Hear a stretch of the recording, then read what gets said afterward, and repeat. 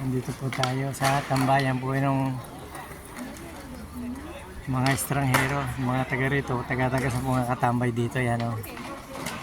Naglalaro po sila dito. Dito po ang tambayan nila eh. Yan o. Yan. Di-skateboard po sila guys. Yan o. Maraming punta, nakatambay dito. Araw-araw po yung mga yan. Maghapon na po yung mga yan dito. Yan, parang ginagawa na nilang panito. Pagpalipasan niya ng oras guys. Yan. Sa gabi po, napakarami rin nakatambay rito. Sa gabi.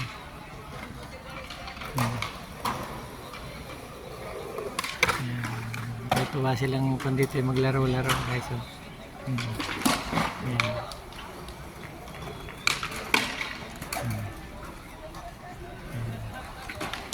Thank you guys. Thank you po guys for watching guys.